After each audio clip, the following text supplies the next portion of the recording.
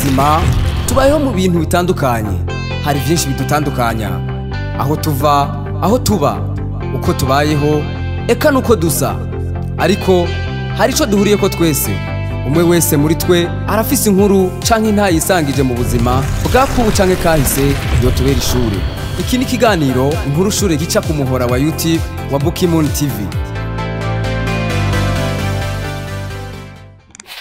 Umwuga wo kuroba nkuko tuwufata nk'abamaze amashuri nk'abafungisiyoneri, kubera bashobora kugenda mu mazi uwo munsi ugasanga ukoreye 100, 200, 250 kuduga, kandi ugasanga winjije inyungu nini igatunga umuryango. Uko kawaida nk'iyo igipe kigiye mu mazi, igipe kimwe kigiramo abantu 8. Yego uyu mwuga uratera imbere, urateza imbere abantu, nuko gusa kenshi kwega abarovyi turose amahera duca tuyakiniramwo nk'ubusoro, atezo njoro nkayandi, higezo njoro nkayandi, utusanga uriko ronona ubuzima bw'abana n'umugore wawe. N'ahandi naho uyu mwuga ni mwiza cyane.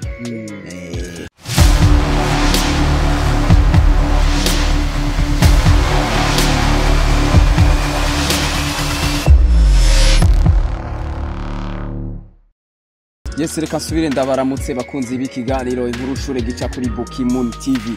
Ariko je ndacari biri, narabemereye uko sinzigira nanirwa n'umunsi warimwe kubazanira inkuru shasha, inkuru shure, inkuru ishobora kukwigisha buri kimwe. Turi mu kiyaga ca Tanganyika, mbega amasaha ni sangapi? Ni saa zitandatu z'ijoro. Benshi murasinziriye, ariko muraza kuvyuka muri abakino kiganiro. Twabemereye yuko tuzobazanira vyinshi, dufise akazi kenshi kandi tuzokakora. Ndi mu kiyaga Tanganyika, turi kumwe n'abarovyi bakora misi yose kugira ngo zijyandagara mu zige ujya mu keke mu wuje. Biba vyabagoye, reka mbanze nganire nabo mpere kuri udamuramutse. Bite? Sawa. Bakwita gute? Ninaitwa Elize, kaje kujya ihorihoze. Ihorihoze Elize, batazira kaje kujya. Kubera kiba kutazira iryo zina? Ni kubera keshi iyo ngiye mu mazi, imboga keshi ni lazima imboga ndazizana sana. Sishobora gusiga ikintu mu mazi. Imikeke, inyamunyamu, agahozo, ubundi buboga nyene zigira muri Tanganyika zose. Kibagiwe n'isamaki. Vyose urazana. Yes, mwe bamwita rero kaje kujya ati nta kintu nakimasiga, nyamunyamu, imikeke ndetse n'indagara byose arazana. No musi rero twaje kubatemberera. Ubundi umwuga wo kuroba mufata gute ngaha mu iwanyu? Umwuga wo kuroba nkuko tuwufata nk'abamaze amashuri nk'abafungisiyoneri, kubera bashobora kugenda mu mazi uwo munsi ugasanga ukoreye 100, 200, 250 kuduga, kandi ugasanga winjije inyungu nini igatunga umuryango. Uko kawaida nk'iyo igipe kigiye mu mazi, igipe kimwe kigiramo abantu 8. Hariho umuranforiste, kapiteni, umuterekwa, abarovyi 6. Umuranforiste uwo buyita umuranforiste aza kurondera imboga agenda nkari, abari mu kato kamwe nkaka turimwo, abarimo nkari aza kurondera imikeke, nyamunyamu, yose akaza gushikana paka ku bwato munini mubona ubu. Namubwiye ko hari ubu ubwato mubona bunini ngaho. Ubu bunini rero bufasha iki? Ubu bunini bufasha iyo mugiye kugira mu buryo gukusanya murondera imboga hirya no hino. Ubu niko bufasha, ubu buri ngaho bunye dushikiriye. Imikeke, nyamunyamu. Ubu rero muzironka sangapi? Ko twe tugeze saa sita y'ijoro, mwe muzironka sangapi? Muzizana aho no kwita ku bivuko mango kisangapi? Imboga zishika 12, saa moya, saa 2, bivana n'amazi uvuyemo. Niyaba ari imbari ishobora gushika saa 3. Kuziroba hari zirobwa mwijo ikintu cyitwa inyamunyamu n'imikeke kiroba ijoro. Aho rero abari nko masanga saa 6, saa 8, saa 9 ndetse no mu saa 3 niyo wazibonye masaha kigara. Ikintu kirobwa mu gatondo, ikintu cyitwa indagara. Rero acana umuntu mpaka mu gatondo, hanyuma ugacurora imboga indagara.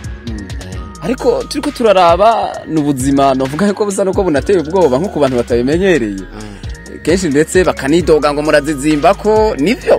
Oyaye imboga zizimbwa biravana. Nk'aya mezi nk'ubu mu kwezi k'umunani n'amezi indagara indagara zipfa sana ushobora kuzana n'amata 3 ane kazana amata ane uko aho imboga ninzi ushobora kuzimba indobo yuzuye urashobora kugura nk'ibihumbi 15 8 uko ariko nabonye harimwo bagenzi banyu nabonye baryamye muri burya bwato bunini ano masaha ubundi kubera iki tubonye baryamye sinzi n'uburyo mukoresha mukoro amasaha gituma baryamye birashika bakaba batagiye mu mazi nkiyona amasaha bari mu mazi ntibashobora kuryama bakuma baraba ku mazi kuntu bigenda bazibonye bakaziroba bazibona gute rero ivyo nivyo dushaka kumenya hapo kuntu bazibona so kundi uri ku mazi abona yuko hari amatara atangaye 6 8 10 ayo matara uraba ku mazi uriko uraba ku mazi urabona zirenganye ziriko ziragenda nuko baziroba umaze kuzibona rero nakindi bagisiganye hari ibiti babitambitse kugira amato atane muri ubundi hari hanyuma bace barubisomoka ni kuvuga ngo ziraduga zikaza ngaha hejuru ziraduga hejuru amaga kurusenga hasi nazirya kamba nk'imetero 100 akaroba imboga rero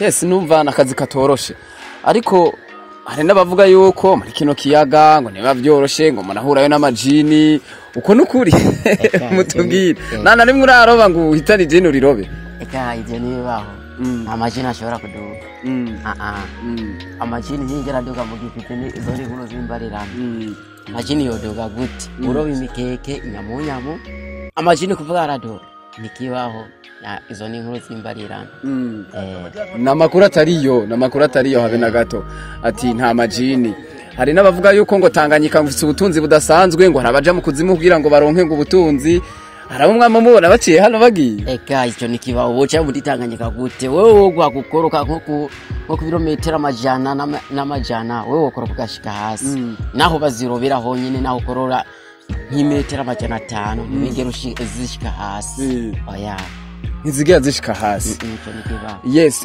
mutubwire rero ingorane nazo muhuriranmwo hano mu kiyaga ca Tanganyika yo muri ko murarondera gafi canka kaboga nkuko bavyita ingorane rero mukunda guhura nazo nizihe accident ishobora gushika niyo hamenye umuyaga hamenye umuyaga arashobora kuba accident umuntu gasanga aragise ingorane nkiyo ataba yaramenyereye koga nawe waramenyereye koga umuyaga washe kubira umuyaga bari mwinshi cyane umuyaga uziye murashobora kuzamira nko mu mazi muri yo mwigesi hakagira abarokoka n'abapfa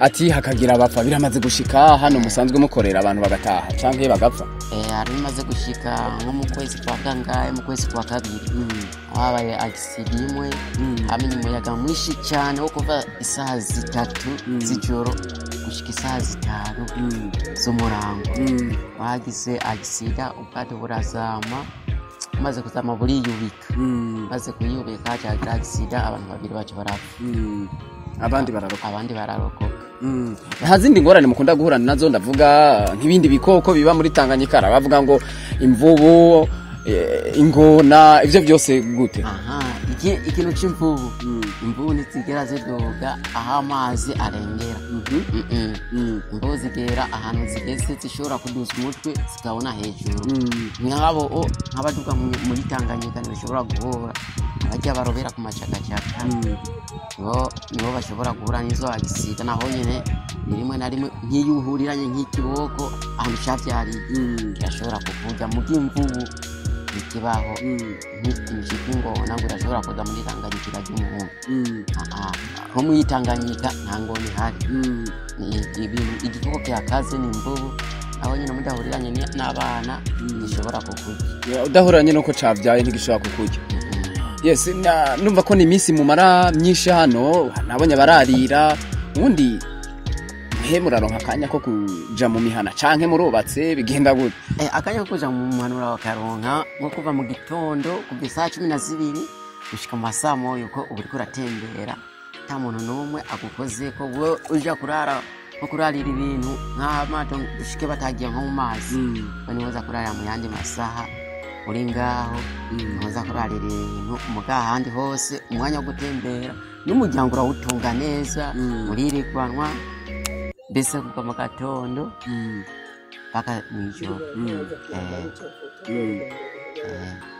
Yes, biravugwa yuko ndetse hano hakunze no kubamwo ubusuma, ni izo ngorane zozo ntimuhura nazo? Ubusuma bwereke nko ngaha mu mazi. Icyo nicyo rero ubusuma urashobora gushika abavuguye dufate nko mu gihugu cya Kongo, baza nko muri mu mazi baje kuyiba, bamaze kubashikira mu mazi, iyo niyo agisigwa mushobora guhura akabanyanganya ibintu byose mufise mugabo warabasuma aza kubiba nko mu mazi, cyangwa ugasanga kubera bakoresha inkoho bakagufatirako tazanye ibitwa kwiki, wewe ukabaha byose ugize tombora mbiho bakakumenya bacha basiga bakwisha. Yes, rero nayo nabwiye ko tuguma dutembera turacari mu kiyaga ca Tanganyika tuganiza abana bariya batubwira ubuzima babayemwo, utamutangure widondora. Ego je nitwa Babikora Leopold, ubuzima tubayeho n'ubunyene bw'iwacu bwo kurondera amayisha mu kiyaga, udashoboye gukora yindi myuga kabandanya n'aka kazi. Yes, kakazi kamaze mu gihe kingana gute? Nakamazemo imyaka 10. Wabitanguye ufite imyaka ingahe? Nabitanguye ufite imyaka 15. Twagiye tuganira n'abana bariya batubwira ngene ubuzima bwa hano mu kiyaga Tanganyika bumeze, dusanze ndetse we uniryamiye usinziriye, sinzi urindiriye iki ko wari no kuja muhiruka ryabo? Oya, ubu ndaruhutse, ubu ndiko ndaraba ibintu by'akazi, ndaruhutse mugaharageraho ndiza kwikangura mbandanye imirimo yiwanje. Yego. Ariko muri kano kanya uvuga ati reka mbe ndaryamye, bigenda gute rero ukaryama ukanatekana uzi kuryamya ahantu asa no kwateye mu ngenge? Ni kubera ndaramenyeye igihe kinininya ndaryama atabwo bafise atabungenge. Nkaronka agatiro akageraho ndikangura. Ubundi uyu mwuga ushobora gutunga umuntu igihe kirambye ndetse ukanamuteza imbere? Yego, uyu mwuga uratera imbere, urateza imbere abantu, nuko gusa kenshi kwega abarovyi turose amahera duca tuyakiniramwo nk'ubusoro, ateze njoro nkayandi, hirya njoro nkayandi, usanga uriko ronona ubuzima bw'abana n'umugore wawe. N'ahandi naho uyu mwuga ni mwiza cyane. Yes, ati ni mwiza cyane. Hari nk'umuntu wobozi uno mwuga umaze guteza imbere uvuga ati iki ndakizi yagikuye muri uwo mwuga, canke wewe nta kintu uvuga ati kinagikuye muri uwo mwuga? Nk'akarorero jewe uyu mwuga ndawushima kuko urantungiye umuryango, kugira ndo nk'umugore byinshi ndabikuye muri uwo mwuga, maze kugura amatongo 2, ndafise n'ibitungwa, rero ndawushima rwose kuko urantungiye umuryango. None iyo muri ko muraraba ubwato mukoresha bukozwe mu mbaho mubona buborohereza? Yego, buratworohereza cyane, ntabwo badufise vraiment. Umwimbu muba mushaka niwo muronka canke hari ubundi buryo byokorwa kugira ngo umwimbu yiyongere gusumba? Umwimbu turawuronka bivanye n'igihe turonkerako umwimbu. Leta rero ni nk'iki mwoyisaba kugira ngo ibafashe mushobore no kwiteza imbere cyane gusumba nimba ari n'ibikoresho sindi? Leta turayishima rwose kuko iradufasha mu kiyaga, ikadukingira abasuma. Yego, turayikunda cyane. Ni iki muyisaba rero? Kuyisaba ko yokomeza nyene tugume dukora uno mwuga, idukingira no mu mazi abansi. Yego. Yes, reka rero mfata akanya ndabashimire mwebwe twabanye, tuzosubira tugaruke hano mu kiyaga ca Tanganyika tuganire n'abana bariya, wumvise ingorane bahura nazo ndetse ariko no mwuga ushobora no gutunga abantu. Mwakoze gukurikirana ikiganiro Inkuru Shure gica ku muhora wa YouTube wa Bukimuni TV. Twandikire kuri izi nimero nimba wifuza gushikiriza intaye yawe canke kwamamaza ibikorwa vyawe. Gumana natwe kuri Bukimuni TV.